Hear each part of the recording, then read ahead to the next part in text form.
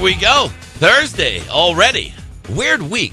Thursday seems so far away from Tuesday, but Tuesday seems so close to Monday, but yet we seem fairly distant from Friday, which is only tomorrow. That's the kind of week that it's been here on the program. But good to have you on board. We always do appreciate when you carve out some of your time to spend it with us here on the program, where intellectual anarchy is encouraged and nurtured for now. Marcella working at Doyle's, Brad producing the program. Emails at the website, jerrydoyle.com. I went into my radio announcer voice there. Did you hear that?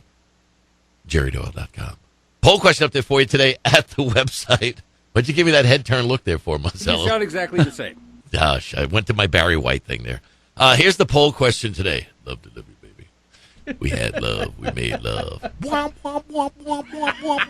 Poll question. New research states that successful people like me are completely out of their minds. No. New research states that successful people are morning people. They seize the day by getting up early, tracking their time, and picturing the perfect day. What do you say to that? 26% say, yep, morning people rule. 13% say night owls rule. And 61% say, well, it depends upon how you measure success. Like that answer myself, your answer there at the website or here at 800-876-4123 on the program, where we like our flying a little turbulent, our women a little crazy, our politics a little messy. I got to start off today with a thank you to those of you who followed my shameless plug yesterday for the audio CD version of my 3-year-old book. Have you seen My Country Lately, America's Wake Up Call? And I was telling you that it was the bargain price of only $4, a $25.99 savings, an 87% savings from the original price of $29.99. At the time I mentioned that to you, it was ranked, Dusty, it was ranked 1,907,000 on Amazon.com CD nonfiction books.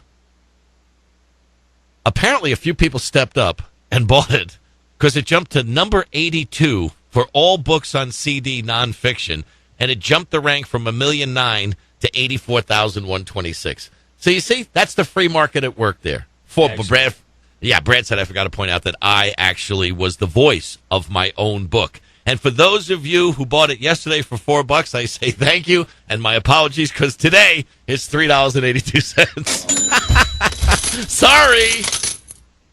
I did tell you, however, to short Netflix at about, what was it, $98 a share or something like that? Or maybe it was $120, whatever it was a price. $120, I said to short it. I think today it's at $61 a share. So if you followed my advice on shorting Netflix, you made up the difference on the book price there. If you followed my advice on buying Regions Financial at $2.75, which is about $6.50 a share today, you made money there. So don't beat me up over the 18-cent reduction in the price of the audio CD. Now, for just a little fun, I would like to see you buy some more of them. Because look, I'm not going to get any money from this. This book's 3 years old. The reason I would like to see this happen, outside of ego, which is always nice to dust off and to ego. Speaking of dusting off, I would like to have to see my publisher Simon & Schuster go into the warehouse, kind of like where they store the Ark of the Covenant, and have to, that scene from Raiders of the Lost Ark where it's just endless rows and stacks of things that the government have numbered and put away, I'm sure for future reference. But just have to go into the warehouse and go, geez, I can't believe they're buying a book now? How come they didn't buy it when we had it out on the shelves? Well, the book today is even more relevant than it was when I wrote it 3 years ago.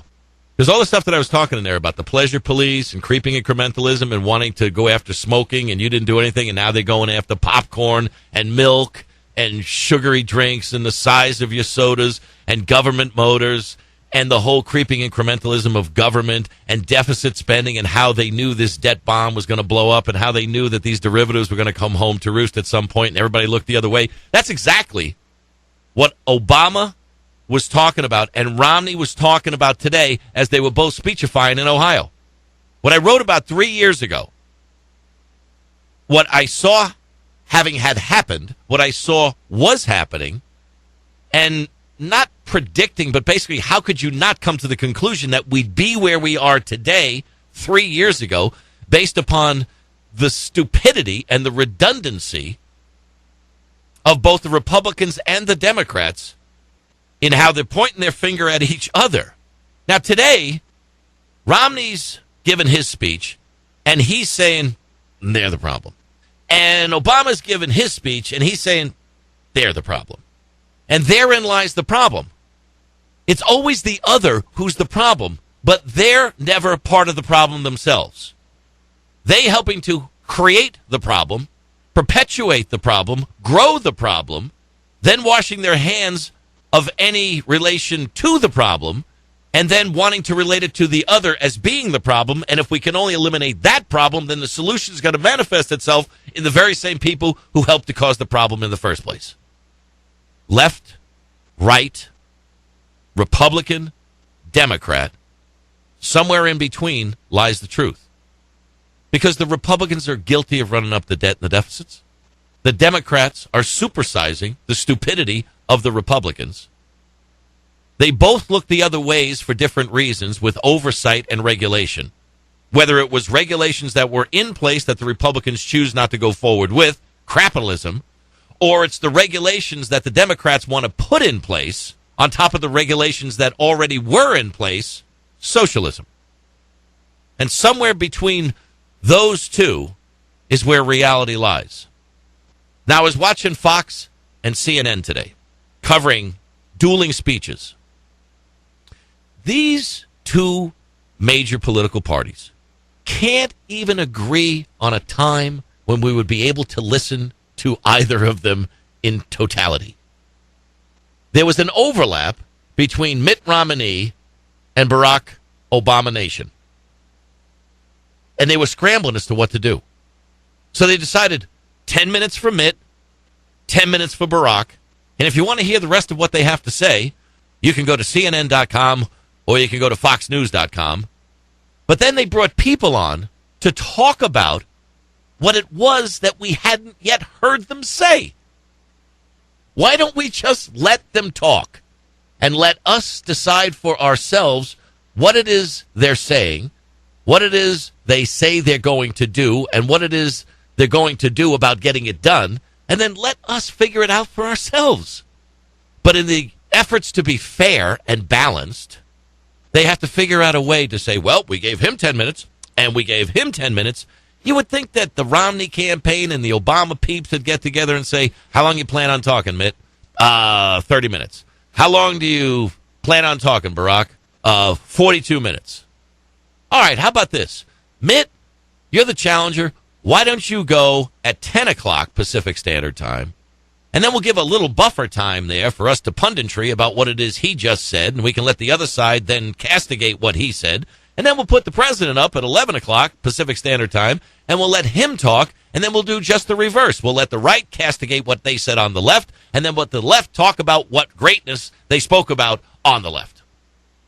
But no, they can't even agree on when to give speeches that you know are going to be covered by every entity under the sun that is dissecting every nook and cranny of what it is they say, even though we're so far away from the election when people really start to pay attention. They can't even agree on a starting time, but supposedly we're all supposed to be able to agree that without hearing what they had to say, my side is right and their side is wrong. That's the state of politics today. 3 years ago, Stevie Wonder saw this coming. No offense, Stevie. Andrea Bocelli could read the sheet music 3 years ago. No offense, Andrea Bocelli.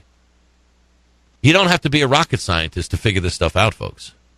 This is all just partisan politics designed to perpetuate the status quo and to bring more power to the parties that are out of power and to maintain power for the parties that are in power. And here we are, the people, supposedly voting for the powerful that are going to put back in our hands what it is that we need for our future. And they can't even agree on what time to start their speeches. The Jerry Doyle Show. Don't forget my shameless plug for my Have You Seen My Country Lately, America's Wake Up Call audio CD. It's currently ranked 84,126. Let's see if we can boost that number. It's only going to cost you $3.82. And if you don't agree that it's a good value for the money, you can call a toll-free number and you can complain all you want about it. The number, Wow, it's the same number it is here on the program. 800-876-4123. I'm Jerry Doyle. Stick with me. This is the Jerry Doyle Show.